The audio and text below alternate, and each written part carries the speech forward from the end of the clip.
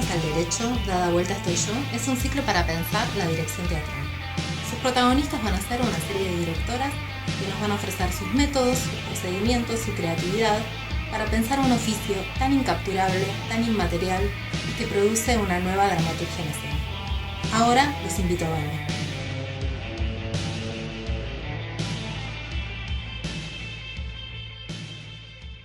Bueno, hoy estamos con Corina Fiorillo, que es una directora que maneja un registro muy amplio en el tema de dirección.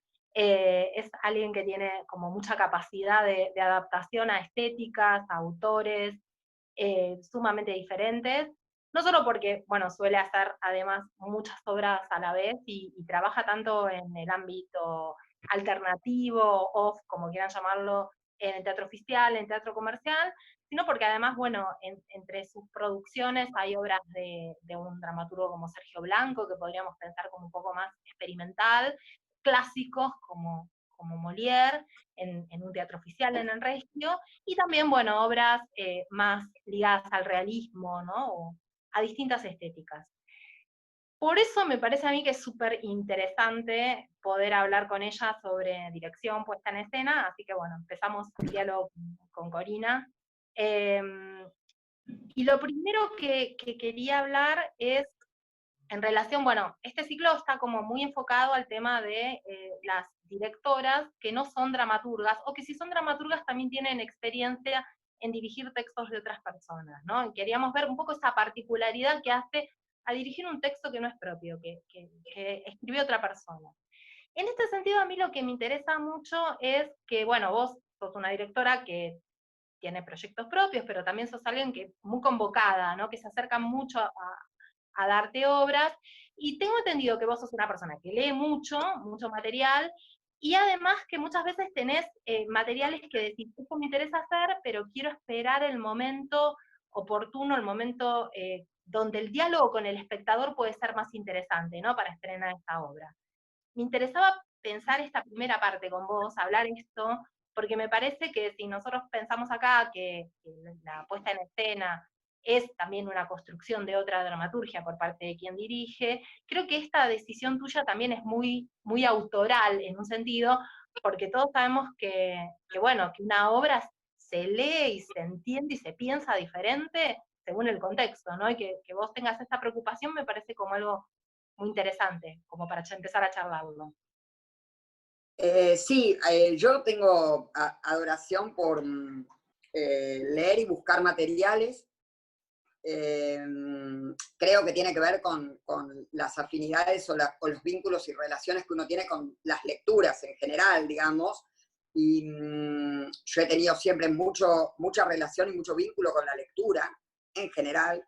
Y bueno, puesto de adulto a enfrentar la profesión, creo que eso se ve. Yo generalmente, si puedo y si la actividad y me lo permite, un día a la semana lo dedico a leer. La realidad es que creo que no todos los textos pueden ser contados en el mismo momento. Por ejemplo, hoy acabo de pasar un texto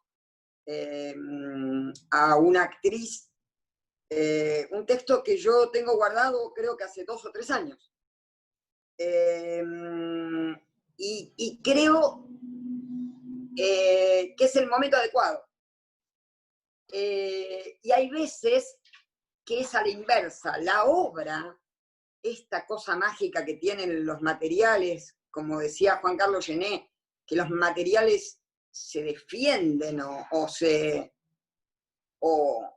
no sé si se defienden, porque defender es una palabra medio como que está ligada al ataque, ¿viste? Eh, pero creo que los materiales se saben autodefinir a veces. Por ejemplo, Juicio a una zorra fue un material que de entrada, cuando esto sucede así, Miguel del Arco, el autor, que es español, me manda un material y, que yo le pido, que no es esta obra, otra. Cuando me lo manda, me dice, aparte te voy a mandar esta, léetela. Mi asistente, María Oteiza, gran directora aparte, que es española y que fue asistente de Miguel del Arco, me dice, léelo, es fabuloso ese material. Juicio de una zorra. Lo leo, instantáneamente que lo leo, pienso en Paula Ransenberg, que es la actriz que termina haciéndolo conmigo, y la convoco. Le fascina el material, bla, bla, bla. Por razones de trabajo de Paula, no puede hacerlo. Me cita un día en timbre, antes de nuestra función de Nerium, y llorando me dicen, no lo voy a poder hacer. Y es fabuloso. Le digo, no, yo te voy a esperar. Cuando puedas. No tengo apuro, no tengo necesidad de hacerla ya. Y no lo podía hacer por un tema laboral, ¿no? De horarios, porque le había salido la miniserie de Sandro con Caetano, bueno, nada, trabajos muy interesantes y que ya se había comprometido y no podía. Demoramos un año, luego yo viajo a España, después viajo a Colombia, o sea que demoramos casi un año y 6 meses. Y se contó en el momento exacto para contar Juicio a una zorra, que es una Helena muy latina, una Helena de Troya con una visión nuestra muy latina, muy urbana latina. Y realmente en nuestro país se estaba moviendo algo con respecto a la mujer muy importante. Y de mucha identidad y de mucha... Y también con respecto a la identidad de género, ¿no? Y nuestra apuesta tiene mucho que ver con eso, siendo que el texto no. Entonces, ahí decís, ¿quién lo eligió? Y yo siento que el texto hace fuerza para contarse en el momento adecuado. Por lo menos, si sos paciente, y yo ahí, eso es una virtud que tengo. No sé qué es lo que quiero de ese material. Por ejemplo, sé que la quería hacer cercana, sé que la quería hacer latina, apenas la leí. Y sé que la quería hacer con Paulita. Y luego el universo acomoda esas fichas, ¿viste?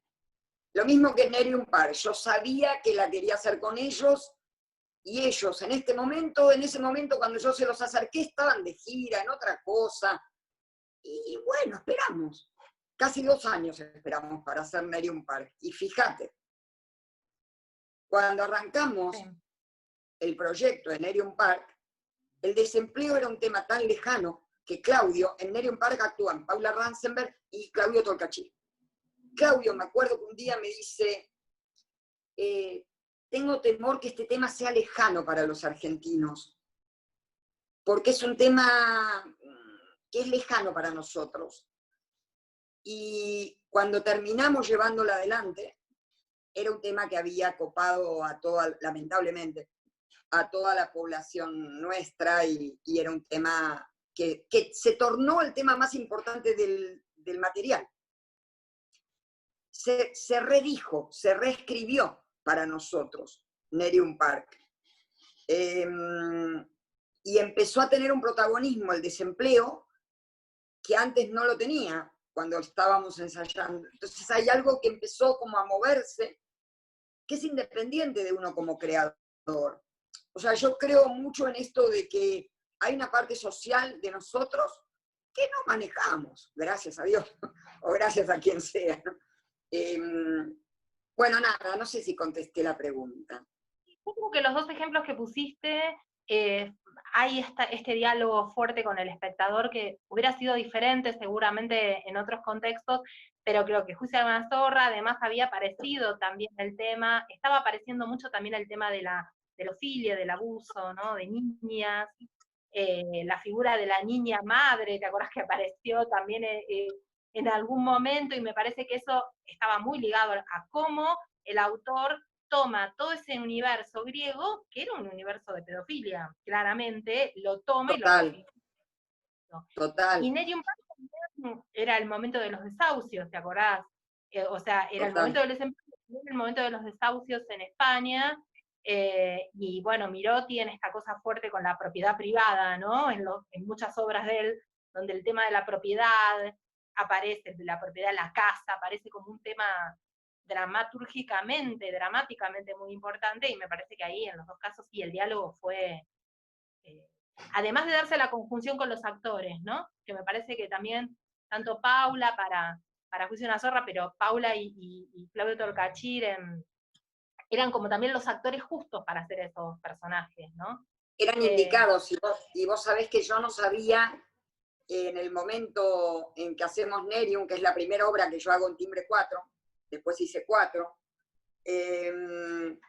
yo no sabía que Claudio y Paula eran íntimos amigos, eran como hermanos. Yo sí sabía que nada, que habían trabajado juntos, que se querían en cuanto a vínculos laborales.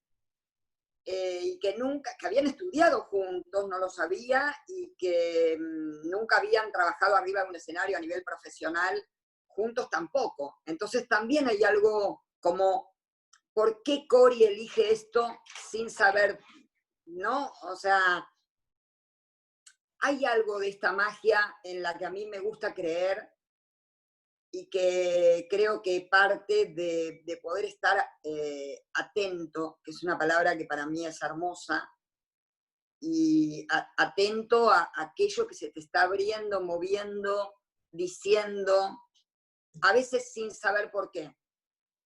Porque yo podría haber dicho en Juicio de una zorra, bueno, como tantas veces que una actriz te dice que no y decís, bueno, genial, busco, o sea, muchas veces sucede que un actor te dice que no y vos buscás otro actor. Y no fue lo que sucedió, y creo que hay algo de eso que no fue elección mía. Me encanta pensar eso.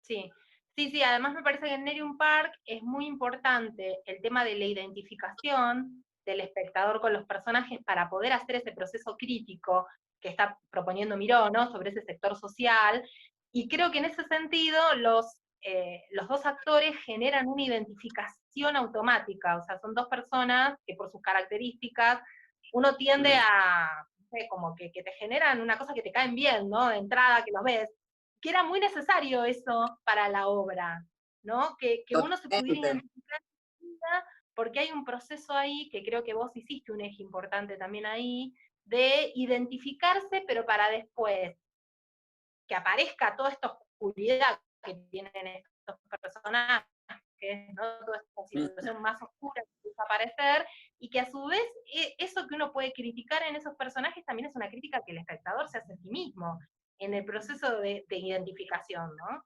Totalmente. Bueno, Nerium Park arranca como, bueno, justamente arranca con Doris Day cantando Té para dos, el sueño americano de la década del 50, ¿no? Arranca de esa manera cuando uno en la vida se siente poderoso, maravilloso, luminoso, y sin darte cuenta, porque creo que esa es la gran virtud de Nerium Park y del montaje y del trabajo que hicimos en ensayo, sin darte cuenta, de golpe te encontrás como en la vida misma, que decís, ¿cómo pasé? Si yo estaba bárbara. ¿Cómo me levanté un día y me... ¿no? Y creo que eso es la enorme virtud de haberle tenido paciencia, también vuelvo a la misma palabra, a Nerium Park. En los ensayos lo que buscábamos era eso, que no nos diéramos cuenta de la transformación, y que esos seres terminaran con un arco, porque viste que arrancan de una manera y terminan mis vidas en otro cuento. Y es lo mismo que la vida, que de golpe te pasa una ola y te dejó arrojado a un territorio que es tan distinto al que estabas y no te diste cuenta cómo. Eso me encanta a mí, me encanta. A lo mejor no es la palabra más linda para usar, pero digo que es muy común eso, es muy común estar totalmente irradiado de luz y sin darte cuenta se te hizo la noche y la tenés que pilotear.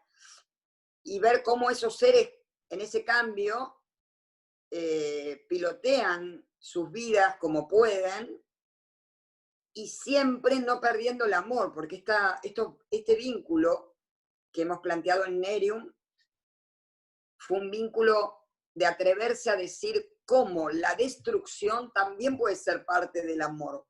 Podemos amarnos y causarnos mucho dolor. Creo que también eso es algo lindo que tiene Nerium y que identifica a las personas porque seguramente alguna vez nos pasó. O lo hicimos o nos lo hicieron, o esto inevitable humano que es. Y nada, creo que un poco a mí lo que me gusta es un poco esto, ¿no? El decir, y somos humanos, o sea, creo que en todas las obras hay algo de esto, ¿no? En Arquímedes, la soledad y la fragilidad del personaje que, no sé si viste Arquímedes, pero bueno, el principio de Arquímedes, el personaje central, el de Rubén, que lo hicieron varios actores, Juan Minujín, Esteban Meloni y Alejandro Packer y Martínez Lipac, 4 actores. La fragilidad de ese personaje en la escena final tiene una cosa tan dulce, tan desoladoramente dulce. Y ese personaje puede ser, a lo mejor, un perverso. Pero lo maravilloso es poder mostrar esa soledad y esa dulzura y atreverse a poder hacerlo. ¿Qué es lo que tiene el ser humano? El ser humano tiene todo. Sí, sí, me interesaba también hablar bastante sobre tu trabajo con las obras de Sergio Blanco, ¿no? Bueno, Tebaslan y La ira de Narciso, porque particularmente lo que me interesaba en este caso, bueno, Sergio es dramaturgo y además también director, dirige sus propias obras, tiene una impronta muy fuerte, él como director, sus obras parecen también siempre muy ligadas a él, ¿no? Tenemos la posibilidad de ver sus obras también, más allá que son hechas por muchos otros directores también, y quería ver un poco cómo fue tu diálogo con el texto, con Sergio, si hablaste también con él, y no solo con Sergio como dramaturgo, sino también con Sergio como poetista. Si eso lo tomaste en cuenta, que él también lleva a escena sus obras, o si eso quedó como una cosa, digamos, que tu diálogo fue directamente con él como dramaturgo y eso te desentendiste. Y bueno, y a su vez también sé que él habló con vos sobre las puestas, ¿no? O sea, creo que con el personaje de Tebaslan, yo sé que le gustaron mucho las puestas, pero que también hay, obviamente, miradas distintas, ¿no? Y eso me gustaría charlarlo. Sí, cuando a mí me caen, también ahí hay otra cosa de lo angelado, mira, o de lo mágico. Cuando me cae en manos Tebaslan me la manda Sergio. Esto es así, la hermana de Sergio es una gran actriz uruguaya.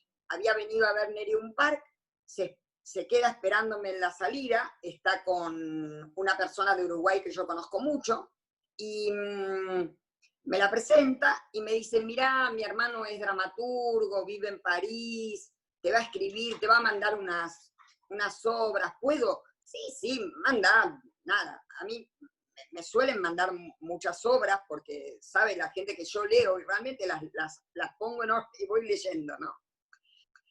Pero son muchas las que tengo para leer, entonces podía haber tardado en leerse ese material. Cuando me llega el mail, estoy en un chat con Josep María Miró.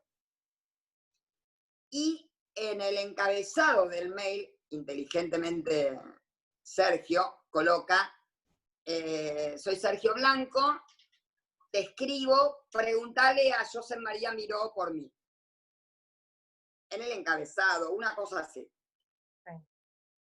Y le digo, uy, mirá, justo, no, soy amigo de Josep María Miró, me pone. Digo, uy, mirá, me acaba de llegar un mail de un dramaturgo que me dijeron que me iba a escribir, uruguayo, que dice que es amigo tuyo. ¿Quién me pone? Sergio Blanco.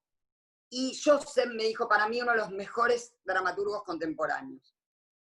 Al día siguiente leí las obras, que me mandó varias, y él mismo me dijo, empezá por Tebaslan. Sin duda sabe, Tebaslan tiene una gran diferencia dentro de las dramaturgias de Sergio. Y bueno, al poco tiempo nos encontramos en Buenos Aires. Y él me dice, si tuvieras que definir Tebaslan con una palabra, ¿con qué palabra la definirías? Tebaslan para mí es dulce, le digo. Es dulce. Y él se sonríe y me dice, para mí, si hay algo que no es dulce. Y le digo, yo la siento tan tierna, tan... Y él me dijo, me intriga, sos la primera persona que me dice esto de la obra. Porque la visión de Sergio es más de un Truman Capote, ¿no? Claro, El, sí. el autor, ¿la viste Tebas? Sí. Bueno, el autor es, para Sergio es más un Truman Capote, ¿viste? Claro. Alguien vampiresco que quiere hacer su obra y para mí era un vínculo amoroso, doloroso y que ha dejado transformado a dos seres, al autor y al presidiario en ese momento, digamos. Y dos universos que aparentemente no podrían ni tocarse, se transforman por el solo hecho de haberse cruzado. El día que vio la obra, vino con sus padres, Sergio. Y llorando, me dice, jamás pensé que una obra mía podía llegar a ser tan tierna. Sin duda la ternura viene de la visión tuya, me dice. Digo, no, la ternura está en tu obra. Y el padre me dijo, yo vi casi todas las puestas de Tebas Land, me dijo. Jamás vi esta, es como otra visión de Tebas. Y Tebas acá tomó otra visión, otra Oencare. Y después también Sergio me dio mucha libertad en cuanto a cortar el material. El material está muy, muy cortado, es mucho más extenso. No fue caprichoso los cortes para nada, los hicimos luego de trabajarlos. O sea, los trabajamos y luego cortamos. Y realmente nos dio mucha libertad y nos ha tenido siempre muchísima confianza. Sí, sí, porque, bueno, una de las cosas que pasan a veces es que las puestas de Sergio pueden tener esta cosa más distante, ¿no? O sea, hay todo un tema, cómo él va trabajando la cuestión de la emotividad, de los sentimientos de los personajes. En tu caso, hay otra relación con eso. Por eso te decía si había habido un diálogo también para vos con las puestas de Sergio, o eso lo dejaste afuera y dijiste, no, lo mío pasa No, por el texto. lo único que está es una indicación que realmente voy a abrirla a mi perra, pero sigo. Sí, sí. Lo único que está es una indicación que es la cancha de básquet, pero que Sergio la utiliza en su puesta, por lo que me contó, porque yo no la vi, y por las imágenes filmadas, la utiliza como si fuera un estudio adentro de la cancha de básquet. En la nuestra, nosotros utilizamos la cancha de básquet porque es una indicación, pero utilizamos todo el espacio de timbre, nosotros. Adaptamos nuestra puesta a timbre, a que era el espacio donde, aparte, generosamente Timbre 4 siempre hemos ensayado en el espacio, lo cual sabéis que marca una gran diferencia con respecto a lo que uno encuentra en un montaje, ¿no? Hemos tenido 2, casi 3 meses de ensayo diario en la sala. Y eso marca una gran diferencia en cuanto al montaje. Entonces, en Tebas está utilizado todo Timbre 4, como también en Nerium, ¿no? Y esto. Pero, por ejemplo, La ira de Narciso, que es otro montaje también de Sergio, Sergio tiene un montaje muy tecnológico, con una pantalla muy tipo así, ¿no? Una conferencia parece que es. Y el montaje nuestro es un montaje más ficcional, donde te metes en una ficción realmente, donde hay momentos donde no te queda claro si es una conferencia o no, más allá de lo textual. Hay algo que tiene Gerardo en ese trabajo, que también, ahí tenés, la elección de los actores también marca la dramaturgia que vas a escribir. Tanto Tebas Land como como La ira de Narciso, con otros actores, hubiera sido totalmente diferente. Estos actores, que son Lautaro Perotti y Gerardo Otero, son dos actores con una característica maravillosa, que es que tienen una ternura y una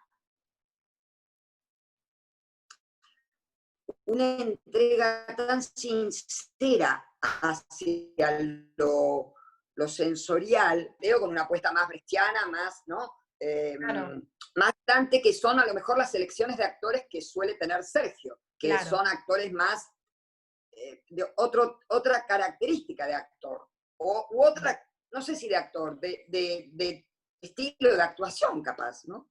Claro, sí, sí, sí. Y de todo el dispositivo que él muchas veces usa también.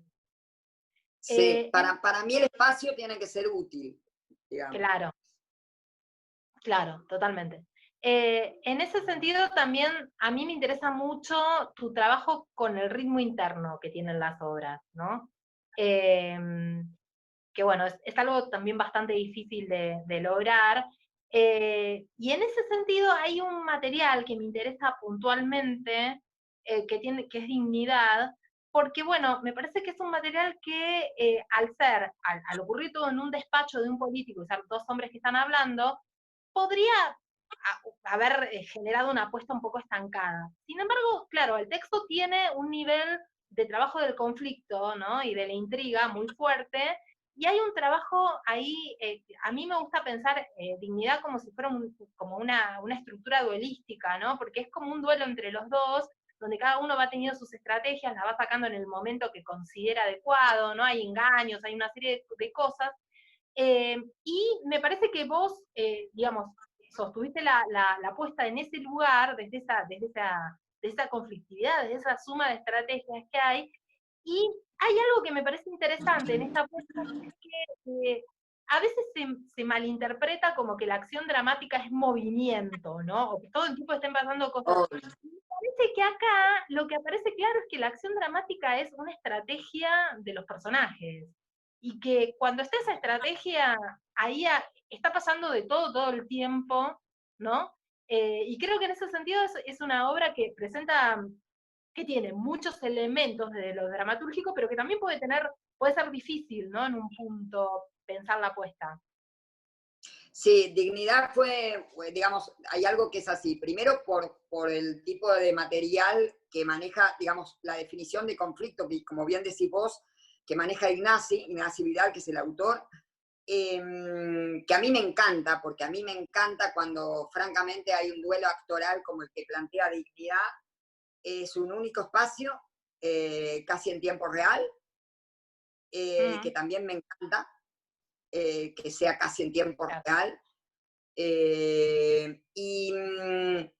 Y también había otro desafío, que era que el espacio donde lo estábamos montando era el Maipo Cabaret, que es un espacio así. Entonces había como un doble desafío de lo espacial que teníamos, pese a que teníamos todas las libertades del mundo, porque Lino, que era el productor, Lino Patalano, nos daba todas las libertades para elegir escénicamente lo que quisiéramos, pantalla, no pantalla, o sea, lo que queríamos. Pero había algo de lo espacial, que había como una compresión desde lo espacial y desde lo textual también, porque hay algo de lo que no se dice, que está ahí latiendo, y por otro lado, lo que se nos resultó, digamos, para mí el tip, cada obra tiene su tip, ¿viste? El tip de dignidad para mí son dos.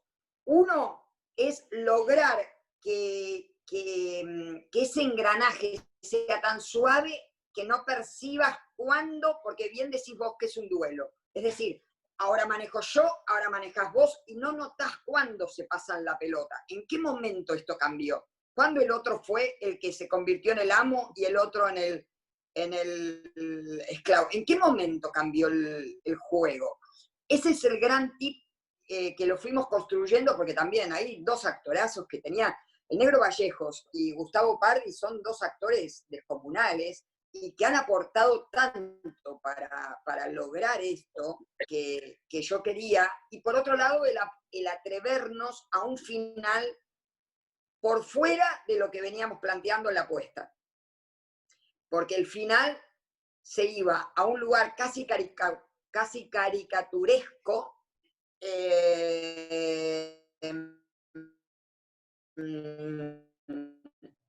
con un Gustavo Pardi fabuloso en ese último monólogo, y la realidad es que creo que eso también fue un atrevernos en el sentido de tener planteados como dos códigos. Uno, y de golpe te metía los redondos y te cambiaba el bocho para otro costado.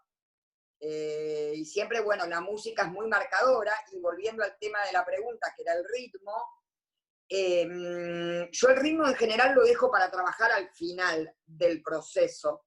Es decir, no al final, pero primero que nos decante el entendimiento, que entendamos qué historia queremos contar y que nos atrevamos a modificarnos.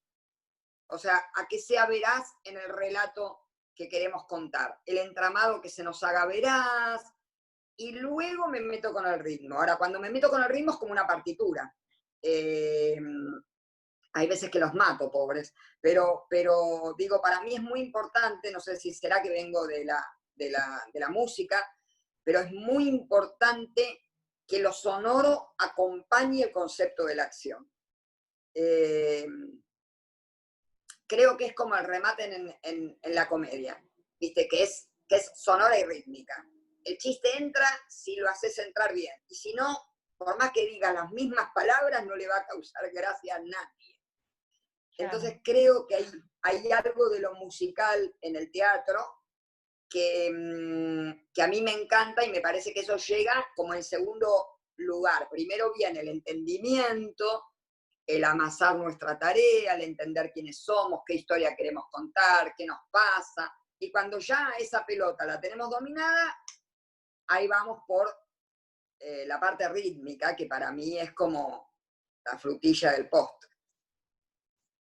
Sí, en ese sentido también muchas veces nos interesa pensar cómo es la relación, ¿no? de quien dirige con ese texto, con ese material, con el proceso, y me parece que en ese sentido, un poco también tomando esto que vos decías, la frase de Gené, ¿no?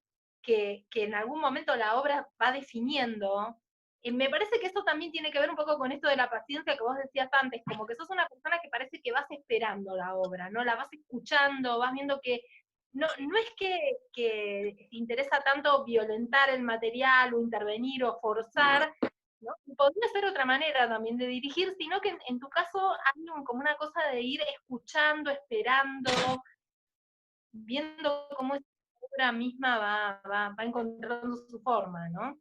Y creo que en ese escuchar, cada uno aprende como a crear de las maneras en que se le va dando. Yo he tenido grandes hallazgos por sentarme a mirar, y me encanta que así sea. Por ejemplo, en Miembro del Jurado había un monólogo de Silvina Bosco, amada y maravillosa actriz. Había un monólogo de Silvina que lo estábamos ensayando, y era hermoso como lo hacía realmente, pero yo sabía que no era así. Y entonces la miraba y le decía, Silvi, volvé a hacerlo. Y lo volví a hacer, y yo sabía que no era así. Y lo volví a hacer, y en un momento ella estaba detrás de una mesa. Ella se viene como para adelante, por el costado de la mesa, a preguntarme algo. Y ese venir a preguntarme algo, ella como actriz, a decirme, che, Cori, esto, no sé. Ese venir de ella fue lo que a mí me marcó el entender. Yo entendí con algo que ella hizo que no tenía que ver ni con la escena, ni con... Ese día me acuerdo porque estaba mi hijo filmando, y lo tengo registrado ese momento de hallazgo, porque no tiene nada que ver con algo, ni con el texto, ni con la actriz en personaje, porque no lo estaba haciendo en personaje, venía a preguntarme algo. Y yo, en lugar de contestarle, solo le decía, ay, ya entendí, ya entendí, ya entendí. Había algo de su cuerpo que a mí me explicó algo y a partir de ahí cambiamos, el monólogo cambió, pero a 180 grados. No digo 360, fue demasiado, pero cambió radicalmente por algo que no vino de mí o sí, no sé. Yo cuando no sé qué hacer, miro. Y seguramente algún dato o del cuerpo del actor o de un tono de voz o de algo me indican el camino a seguir. Eso es cuando no sé qué hacer. Después, antes de eso, tenés todas las herramientas. Hacer que suceda, los conceptos de acción, la cosa espacial, las definiciones de espacio. Pero esas siempre son más fáciles, porque esas son las que son libritos. El resto es lo que uno no puede explicar, que es lo que a mí más me gusta del proceso de ensayar, aquello que no puedes explicar y que como bien también decía Juan Carlos Genet, es maravilloso cuando uno no puede decir, obra de quién es este gesto. A mí no hay mejor halago que me digas que un actor está fantástico. Y creo en el teatro como un arte grupal, realmente. Creo que soy una facilitadora del actor en cuanto a que el actor llegue a sí mismo. El actor ya tiene cosas dentro, pero que por algo no las puede sacar. Bueno, creo un poco en eso, ¿no? En la visión de la dirección como un facilitador para escribir una dramaturgia que se está escribiendo, vaya a saber por qué manos. Si nos llevamos bien y nos entendemos, seguramente las manos vendrán de los dos, o de los 3, o de los 5, o de los 8. Sí, sí, eso es también como un poco sostenerse, ¿no? En eso azaroso, en ese lugar más azaroso y inestable que tiene el teatro, ¿no? Que nunca se termina, porque el azar del teatro va a seguir estando en las funciones, por más ensayos o funciones, va a seguir estando. Y me parece que ahí es donde es posible también la creatividad, ¿no? Que creo que debe estar a veces también un lugar difícil de sostener desde la dirección, en el sentido que a veces se supone que la dirección siempre tiene que saber todo, o siempre tiene que tener todo definido, ¿no? Y me parece que también esto que vos incluso decís, ¿no? Que muchas veces no empezás los ensayos con cosas definidas, sino que querés que eso empiece a surgir en el trabajo con los actores, que también me imagino que por momentos eso puede ser difícil, ¿no? O hay que aprender a sostenerse en ese lugar también, me imagino. Yo creo que es un tipo de dirección que tenés que tener mucha seguridad, tenés que tener el ego muy trabajado en cuanto a que a mí no me interesa que nadie crea que todo es obra mía, porque no me interesa ese tipo de creación. No me interesa hacer arte para eso, en lo más mínimo. Me interesa que digan, no sé, mis hijos son míos. Pero no me interesa hacer arte para que alguien me diga, ay, qué buena tu puesta. Me gusta que digan, qué gran obra fue esta. Porque creo que es un poco de todos. Yo creo en lo comunitario, también en la vida creo que sería genial que pudiéramos todos creer y ejercer más lo comunitario. Y creo que para eso hay que tener seguridad, hay que ser capaz de sembrar confianza, porque no es lo mismo decir, mira, yo no te voy a decir ahora qué tenés que hacer, pero sí sé lo que no tenés que hacer, por ejemplo. Es una gran diferencia, ¿no? Yo sé aquello que no me gusta, aquello que estoy viendo y digo, no, esto no, sé, hay algo, no sé qué, pero que me lo dice en mi interior y que soy capaz de desandar caminos, fui capaz de desandar y decir, no, chicos, la obra no va por acá. Venir a un ensayo después de un mes de estar ensayando y decir, chicos, esto va por otro lado. Y soy capaz y soy arriesgada en ese sentido. Creo que la virtud mayor de un director es generar confianza. porque eso hace la apertura de los actores, y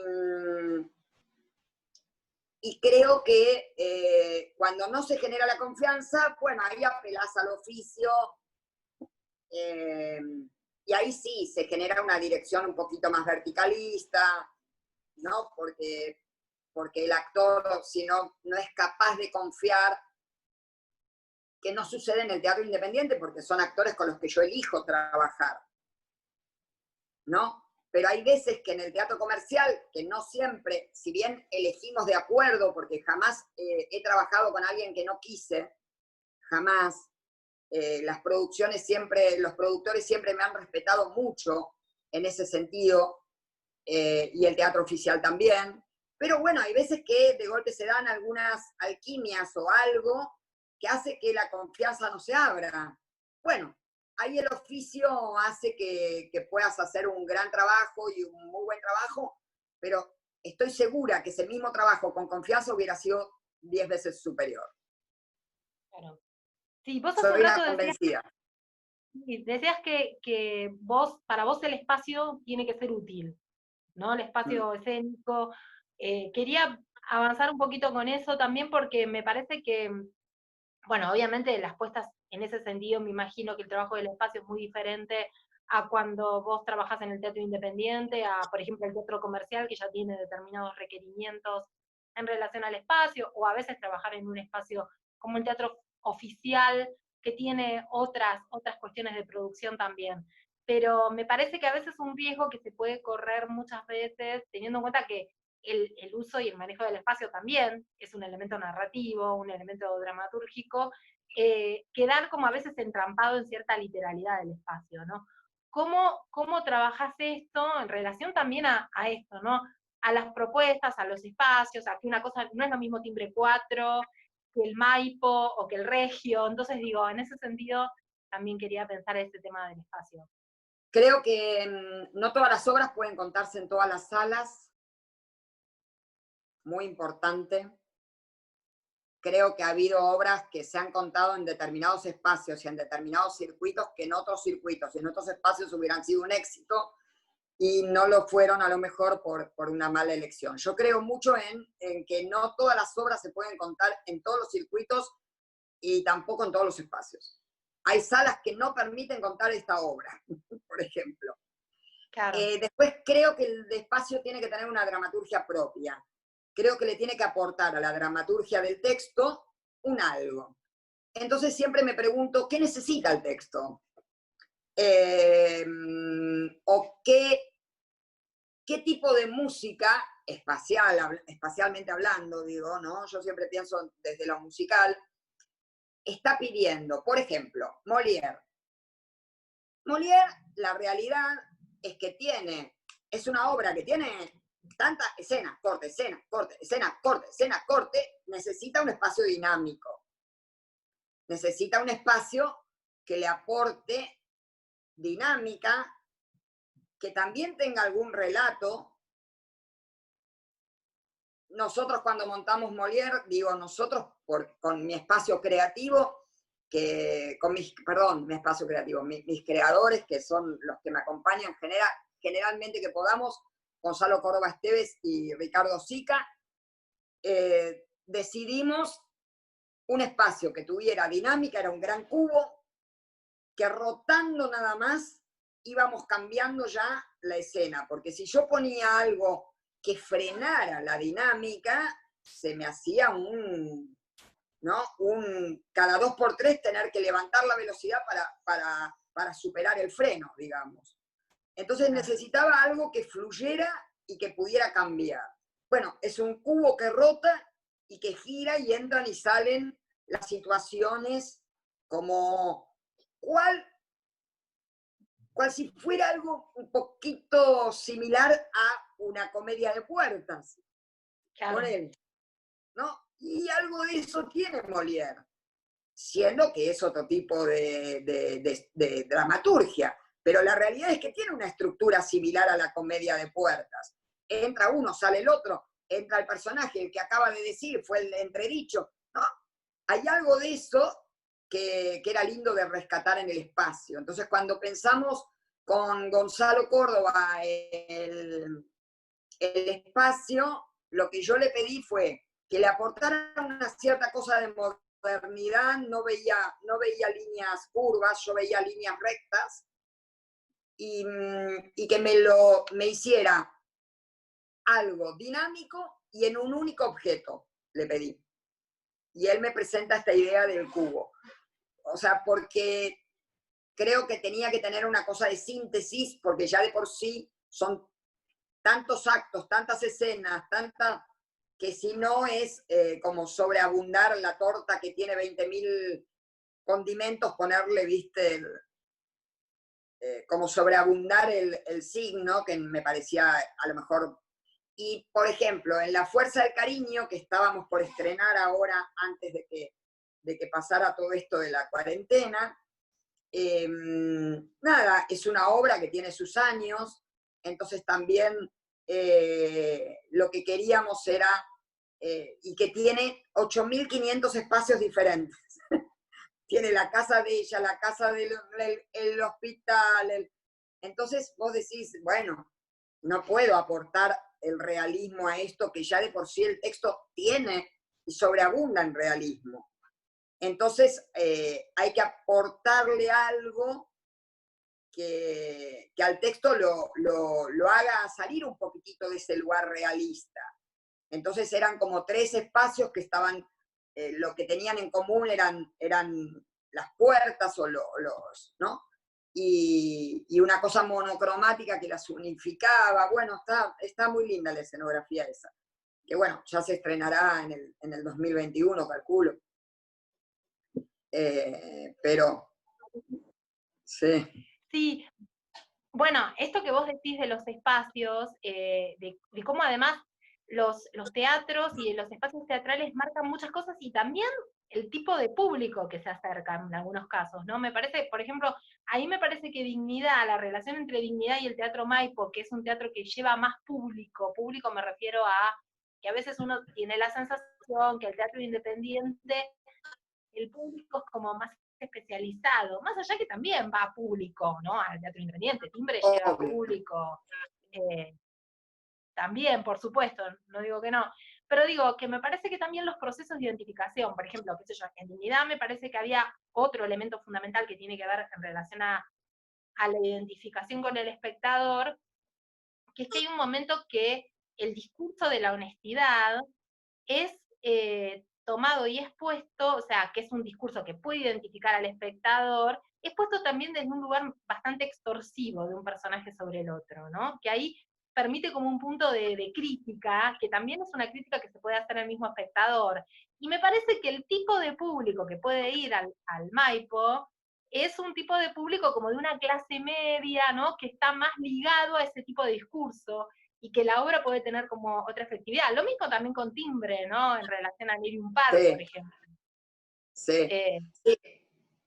Sí, yo creo que la realidad es que con esto de no todas las obras pueden para todos los circuitos, y qué hace que una obra se cuente diferente en un circuito que en otro, por ejemplo, si contáramos la misma, creo que ahí hay algo que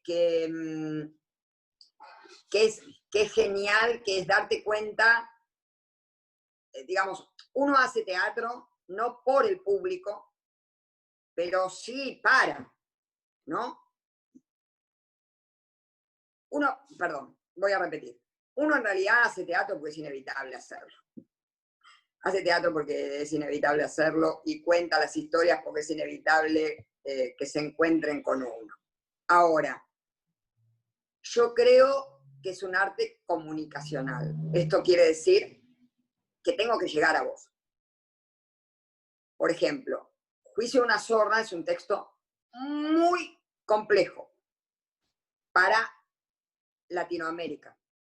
Para los españoles, que están mucho más embebidos en la historia antigua que nosotros, es complejo, pero no tanto como para nosotros, porque tienen mucho más en claro la historia antigua, porque claro, están más cercanos, porque la historia los ha atravesado, porque han sido geografía de historia antigua, ¿no? Claro. Entonces hay algo ahí que para poder llegar al público necesitas acompañar ese material. Vos podés decir, yo podría haber montado ese material sin esa preocupación. Y no fue mi opción, porque a mí lo que más me importa es llegar. Me importa que vos escribas tu propia dramaturgia, que vos te sientes y no vengas y te vayas igual, sino que algo de lo que vos escribiste me modifica a mí y algo de lo que yo escribí te modifica a vos. Esta cosa del convivio que dice Bugatti, a mí realmente me parece que es integrador y modificador del arte teatral. Entonces, es una discusión muy delicada el decir, tomo muy en cuenta al espectador, tomo nada en cuenta al espectador.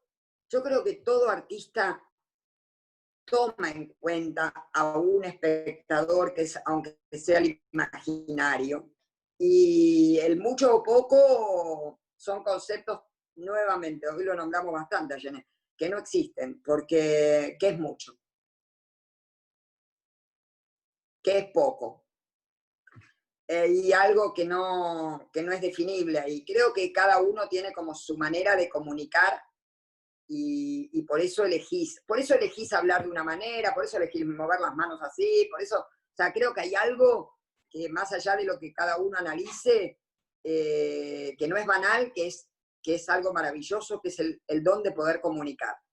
Y por eso creo que soy una defensora de los artes populares, porque me maravilla que algunas personas tienen ese don de poder comunicar que decís, ¡ay, qué genial! Yo realmente creo que la persona que puede comunicar mucho, lo que haga, cantando, tocando un instrumento, recitando, pintando, lo que sea, la persona que tiene ese don de poder llegar a los demás, hay algo que es único en ella, ¿viste? Y por eso yo defiendo tanto que a veces está tan bastardeada la cultura popular como si fuera que lo intelectual tiene que ser contrario a lo popular. Y no adhiero yo a eso. O sea, creo en la cultura popular y creo que sería genial que nuestra cultura fuera como en la época isabelina, que la cultura popular era la de Shakespeare, digamos. Era popular, Molière era el teatro de la calle, eso claro. Era Molière, ¿no? Molière era lo que ahora sería, no sé, un rap urbano, no sé qué sería, las batallas que hay ahora digamos, esto sería Molière ahora. Entonces, yo creo en que uno tiene que buscar eso, que uno tiene que buscar la calle, uno tiene que buscar el bajar del libro, salir un poco del libro para enlodarse un poco, porque de ahí venimos, digamos, los grandes clásicos han sido eso, han sido la calle, ¿no? Claro, sí, y eran épocas también donde el teatro era un espectáculo de masas, no tanto en la época de Shakespeare como en la época de Molière, el teatro era un espectáculo de masas, que es lo que se perdió ahora. Pero me parece que esa posibilidad, digo, si justamente el hecho teatral necesita de ese espectador y no puede construirse si no es con ese espectador, me parece que justamente esto es un elemento clave al momento de pensar la apuesta, la dramaturgia y cuál va a ser ese vínculo. Digo, que si hay un conflicto en la escena, también hay un nivel conflictivo y un nivel narrativo en relación a ese espectador y a cómo uno lo piensa, ¿no? Desde la ubicación escénica a cómo se trabaja ese conflicto, ¿no? Teniendo en cuenta o interpelando a ese espectador. Totalmente. Y creo que hay dramaturgias que tienen como muy en claro esto. Por ejemplo, Sergio Blanco, es un dramaturgo que más allá de la apuesta que le pongan, más allá del director que le toque, más allá de los actores que le toquen, Sergio es un provocador del espectador. Claro. Sergio, como dramaturgo. Sí. Y Josep María Miró también. creo que hay autores que tienen muy en claro que hay un vínculo, que hay un arte que es comunicacional. Yo soy, por eso digo, en cada entrevista trato de decirlo, soy una defensora de lo popular y creo en lo popular desde lo artístico. Creo profundamente en lo popular desde lo artístico. Y no creo que esté enemistado lo intelectual de lo popular para nada, al contrario. Creo que es un camino que en algún momento perdimos y nos volvimos más sectarios, como si eso fuera la definición de valor o de precio, de mercado, ¿no? Y yo creo en que aquello que la sociedad está proponiendo va a generar un cambio en vos, pero tenés que estar abierto a mirar la sociedad. Y estos son dos autores que están muy abiertos a eso, a mirar la sociedad y a percibirla. Joseph es periodista y Sergio trabaja la autoficción, que tiene mucho que ver con la esencia de los temas y las temáticas que impactan e impresionan, ¿no? Sí, bueno, yo me parece que también tiene un timing muy especial, ¿no? Para entender la época. De hecho, tanto en la apuesta que vos hiciste en Timbre, como también pasó cuando hicieron otra apuesta, la de Luciano Suardi en el San Martín, es muy impactante lo que pasa con el público, ¿no? El público se siente, o sea, le pasan un montón de cosas. El espectador se va y sigue hablando y hay algo ahí que lo inquietó, ¿no? Que me parece que además tiene que ver con el público que generalmente va al teatro, que es determinado sector social que está bastante cercano a ese sector social de las historias de él. Ahí se da una cosa que me parece que es muy interesante, porque digo, está la mirada del artista, y en este caso, por ejemplo, tu mirada como directora sobre el texto.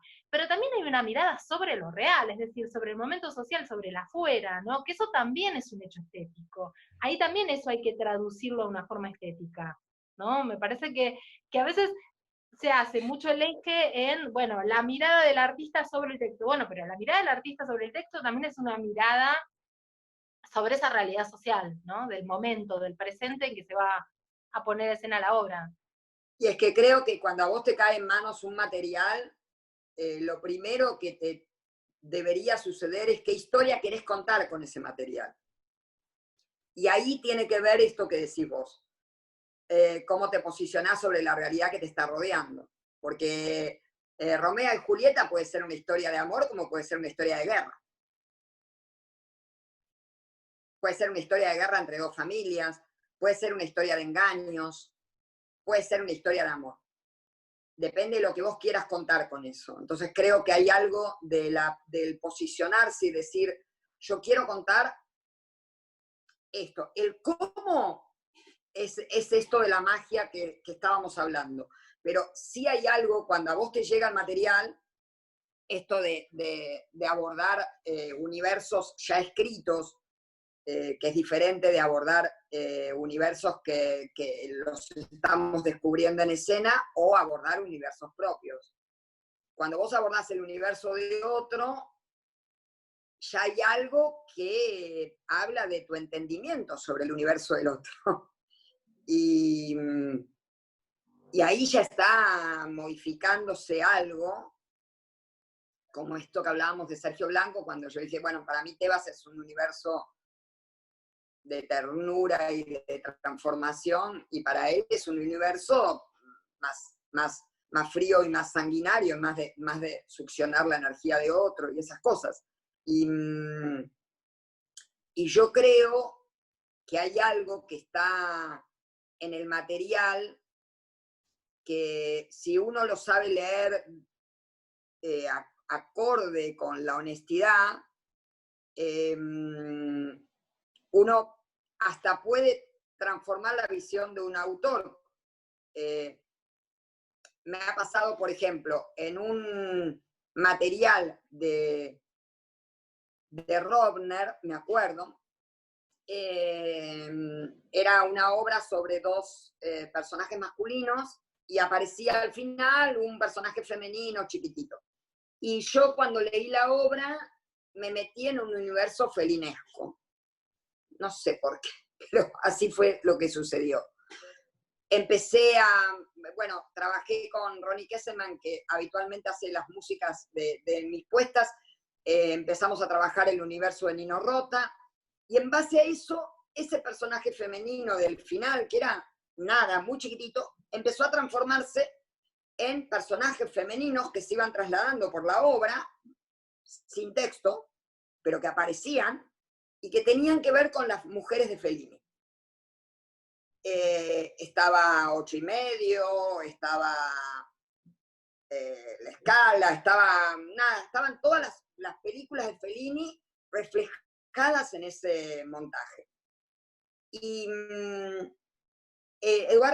Robner estaba en Madrid en ese momento. Y me llamaba para ver cómo andaban los ensayos, y yo le decía, sí, mirá, incrementé los personajes femeninos porque me parecía que, ¡ay, qué buena idea! Me decía Eduardo, que era muy generoso, realmente era muy generoso y de dar muchas libertades. ¡Qué gran idea! Le digo, sí, bueno, acá y esto, ¡ay, qué gran idea! Buenísimo. Iban apareciendo 1, 2 mujeres, 3 mujeres, y un día me llama y digo, ¡ay, apareció una mujer que es una maravilla, es un clown! Y Eduardo del otro lado del teléfono me dice, no, el payasito no.